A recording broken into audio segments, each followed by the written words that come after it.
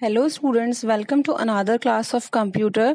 This is the continuation of previous class, that is internet services part 3. So today we are going to learn about next service, that is e-learning. Okay, e-learning stands for electronic learning. That is e-learning or electronic learning is a learning that utilizing electronic technologies to access education curriculum outside of a traditional classroom, or you can say e-learning is also known as virtual learning or distance learning. Okay, there are many terms used to describe learning that is delivered online via the internet, ranging from distance education or computerized electronic learning, online learning, internet learning, and other names. So these are the names that we can use as an alternate for e-learning. And e-learning can be defined as courses that are specially delivered through internet to somewhere other than the classroom where the professor is teaching, or you can say it is a virtual learning, not physical learning. In physical learning you have to be present at some place with your teacher, but this is virtual learning or e-learning, in that someone is delivering lecture via internet, or the other students are connected with them and there is no physically presence is required. Okay, or you can say e-learning take place in an electronically simulated environment. Okay, for e-learning it is also known as web-based training, internet-based training, or computer-based training. These are the next generation instruction medium that are being developed today, and in this time of pandemic COVID-19, this is the way of delivering education. So you are learning with this medium of e-learning. Okay, with e-learnings, user can immerse themselves with 3D environment to further enhance their learning experience. Okay, the examples of e-learnings are Byju's, Topper, Vedantu, Extramarks, etc. Okay, so these types of e-learning mediums, they are providing you variety of media like audio, text, virtual environment, videos, and animation. So with the help of these videos and animations, students get a visualization of things and they can understand the things in a well-known way. So this is about e-learning. Okay, now we will see the advantages of e-learning. So first is it is cost effective. Cost effective means with e-learning it is very much cost effective as compared to traditional learning system, because less time and money is spent needed for traveling, etc. In that you don't have to travel, you can get the classes at your own place. Since e-learning can be done in any geographic locations and there is no travel expenses, so this type of learning is cost effective. Okay, second point is flexibility. Flexibility means it is a major benefit of e-learning that it offers the advantages of taking class anytime, anywhere.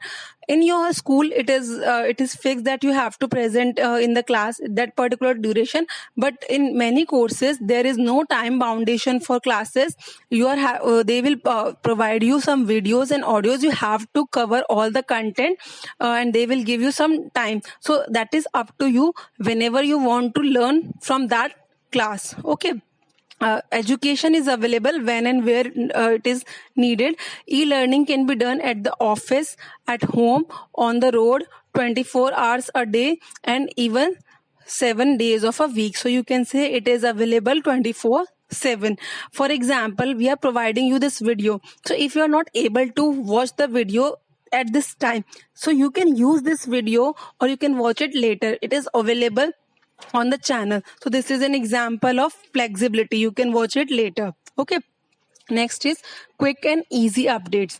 Online learning sessions are especially easy to keep up to date as the latest updates are simply uploaded to a server.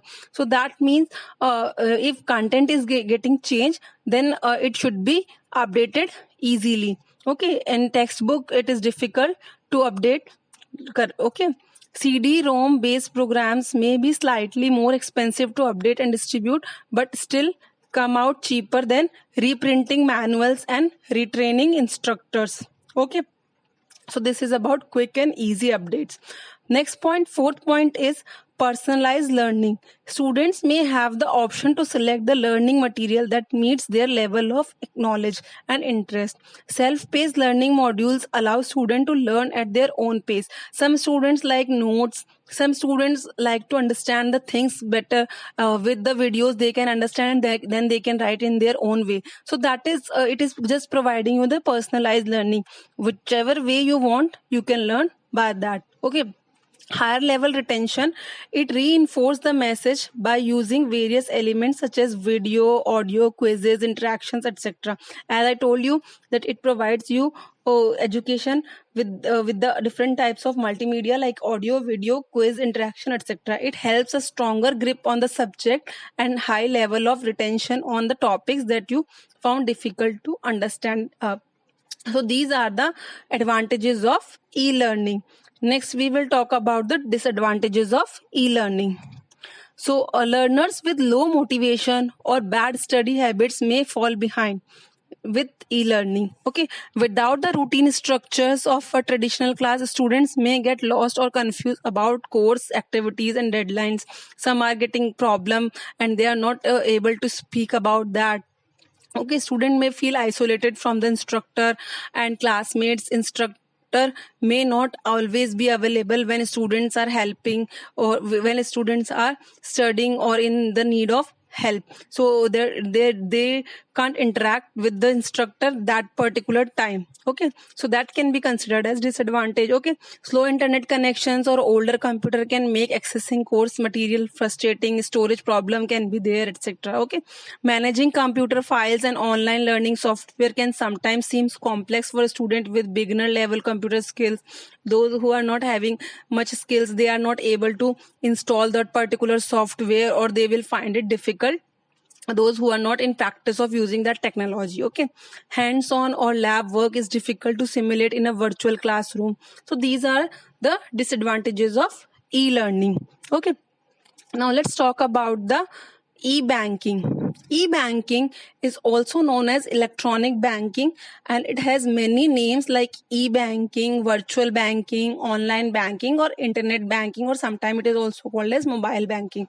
Okay, it is the use of electronic and telecommunication network for delivering various banking products and services. As the name suggests, that e-banking means using banking service at your own place with the help of electronic media.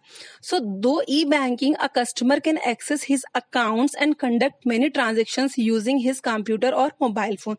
That means for using e-banking, you just need your device and you have to create your account with login ID and password. Then you can use your e-banking facility. With that, you can do all the services or activities that we can do by going to the bank. You can check your transactions, you can make transaction, you can check your balances, you can then see your statements, you can make an FDs and RDs, etc. Okay, so internet banking software provide personal and corporate banking services and offers features such as viewing account balances, obtaining statements, checking recent transaction, transferring money between accounts and making payments, or you can say paying bills, etc. So this is about e-banking.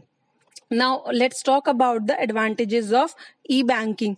So the first advantage is you don't have to stand in a queue of a bank for depositing money or for taking out the money. You can do it just on the click of a mouse. Okay, it is simple to open, use an internet banking account. It reduces the time to wait in a queue on a bank branch. The personal bank accounts can be accessed any time of a day regardless of the working hour of the bank, or you can say it gives you 24/7 facility to access your account. Worldwide connectivity to the websites of bank. It is easier to keep a regular check on the account balance. So some of the e-banking facilities that are provided by banks are HDFC Bank provide this facility, SBI, PNB, ICICI, Axis Bank. All the banks, they are now providing this e-banking or internet banking facility. Now let's talk about the disadvantages of e-banking. Sometimes it is vulnerable to various cyber attacks. That means it is open to cyber attacks, and if your login ID and password is known to that person and your mobile is also with that person, then the other person can use your ID, or they can make the transactions, etc. Or backdoor attack is first type, that is unauthorized access to the system. Denial of service attack, that is preventing rightful user from accessing the service. That means it is on the server side, or bank website is getting hacked. These are the examples. Okay, direct access attack can be there. That means intrusion means access of malware, including bugs and viruses. So these are the some disadvantages that can happen in e-banking, frauds, etc. Okay, so next service is e-shopping. E-shopping stands for electronic shopping. It is an online shopping process which allows the customers to purchase products or services online from the e-shops. Products means the things that you can purchase, and services means the facilities provided by some e-commerce website. For example, Uber is providing facility of rides, so that is a service, not product. Okay, similarly Urban Claps, they are providing services to you of haircut, massage, etc., or beauty products things. Okay, so through e-shopping we can purchase product means footwears, makeup kit, or household things, etc., grocery, okay. And services means using the service that we can avail from the particular site. So here some e-commerce sites are given, like Amazon, they are providing this facility. Amazon, Swiggy, Alibaba.com, Flipkart, Zomato, Big Basket, and many more examples, because we are using it a lot. Okay, next you can see some of the e-shopping websites like Snapdeal. So its website is www.snapdeal.com, Zebong.com, or Flipkart.com, Indiatimes.com, Myntra.com, Zapier.com, Pepperfry.com, Yep.com, or Jansar.com, Amazon.in. Okay, so these are the examples of e-shopping sites. And apart from this e-shopping websites, it has many advantages, like it is also available 24/7. Okay, that means 24 hours and 7 days of a week. Okay, convenience. First is convenience. There is no doubt that shopping online can be very cost. Okay, so cost can be different, but it is convenient. We can shop anytime, and products can be cheaper, save time and energy, freedom of choice, freedom of price, flexibility is also available, high satisfaction percentage can be there, and buyer protection is there. Some rare products we can shop online, privacy is also there. So okay, so these are few advantages, and we can say that ease of comparing shopping we can do with online shopping. Okay, so see here, we can say that when you shop online, you can compare offering and pricing at different stores with the simple click of a button, rather than having to get into your car and spend your precious time. Okay, third point is extensive product mix availability. When you shop online, you might find that there are more options available to you than if you focus your product search only on items available in your local area. That means we can globally shop with e-shopping. Okay, identify unique solutions. When you start shopping for a product to address a specific need, it's possible that there is a solution you didn't even know about, or that is not available locally. So we can find out that with e-shopping. So these are the advantages of e-shopping. Apart from these advantages, many more can be there. Okay, so let's talk about some disadvantages of emails.